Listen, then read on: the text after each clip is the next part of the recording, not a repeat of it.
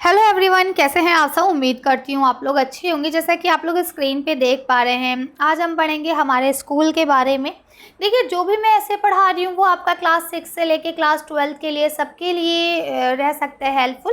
ठीक है, आप किसी भी क्लास में हो और अगर आपको ये ऐसे पेपर में आता है तो आप यहाँ से देख के लिख सकते हैं। ठीक है, लेकिन फिर भी अगर आप बड़ी क्लास में हैं तो आप इसमें थोड़ा सी चीज़ें ऐड ऑन कर सकते हैं, क्योंकि यहाँ पे मैं बहुत आसान ज़बान में और बहुत छोटा सा लिखती हूँ ताकि एक आपको अंदाज़ा मिल जाए और छोटी क्लास के बच्चों के लिए ये बिल्कुल परफेक्ट रहे।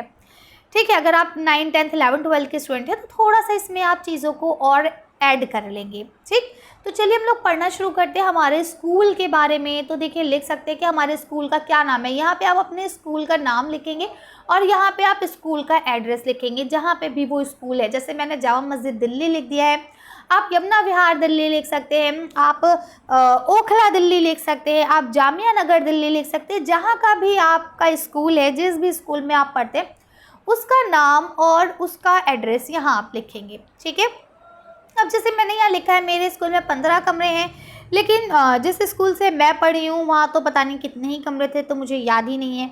कम से कम ना करके भी 50 से ज़्यादा ही कमरे होंगे वहाँ पे।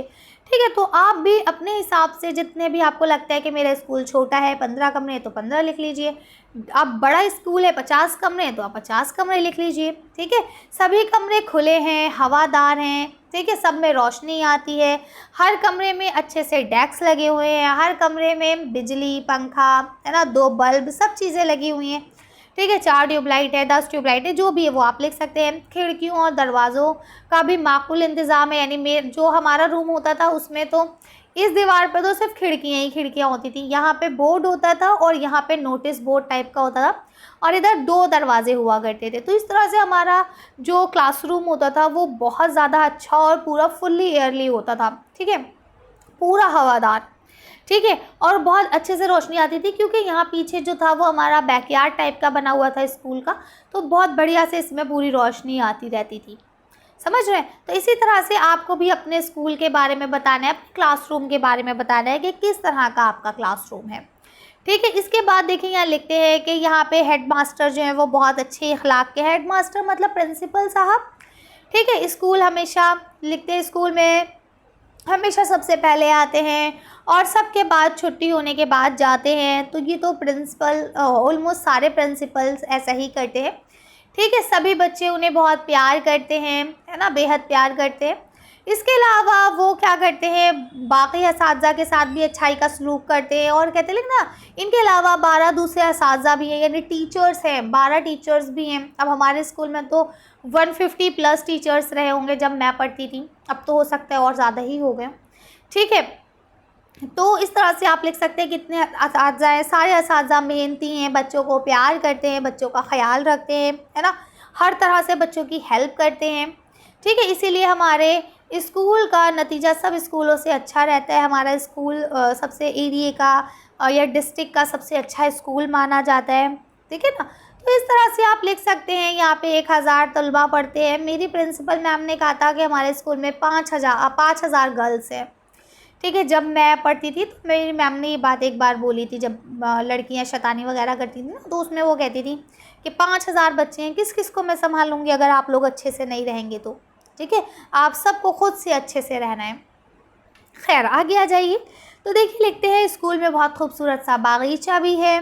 ठीक है, यानी कि छोटा सा गार्डन है, इसमें तरह तरह के फूल खिलते हैं, हर तरफ पेड़ पौधे लगे हुए हैं, प्रेयर का मैदान है ना, बच्चों के बैठने के लिए छोटी छोटी लाइन बनी हुई है, डेस्क्स जिसे हम लोग कहते हैं, है ना। इसके अलावा सर्दियों में जो लॉन्स हैं उसमें बैठने में बड़ा मज़ा आता है। लंच में जाके सब बच्चे वहाँ पे लंच करते हैं। ठीक है, हमारा स्कूल जो है 4 हाउस हैं, जैसे मेरे स्कूल में भी 4 हाउस हुआ करते थे। ठीक है, गांधी, नेहरू, बोस, पटेल। ठीक है, 4 हाउस हुआ करते थे। एक की जो कोटी थी, जो जैकेट थी वो रेड थी, एक की जैकेट येलो थी, एक की जैकेट ग्रीन थी और एक की जैकेट ब्लू थी।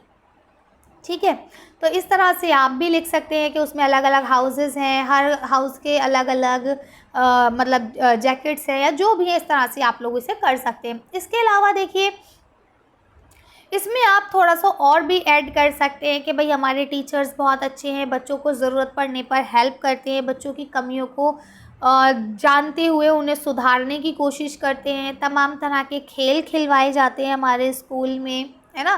जैसे यहाँ लिखा है गज़ल सराई, कव्वाली, है ना, और अलग अलग तकरीर, तहरीरी मुकाबले होते हैं और इन सब में हमारा स्कूल हमेशा फ़र्स्ट आता है। ठीक है, फुटबॉल, हॉकी, इन सब की भी टीमें बनाई गई हैं, तो ये भी आप लिख सकते हैं। इसके अलावा भी जैसे अगर आप बड़ी क्लास में तो थोड़ा और इसे ऐड कर सकते हैं कि हमारे स्कूल में लाइब्रेरी है, खेल का मैदान है, झूले लगे हुए हैं बच्चों के लिए, कैंटीन है खूबसूरत सी, बच्चों के नाश्ता करने के लिए या लंच करने के लिए एक प्रॉपर जगह बनाई गई है जहाँ पे मिड डे मील वगैरह दिया जाता है।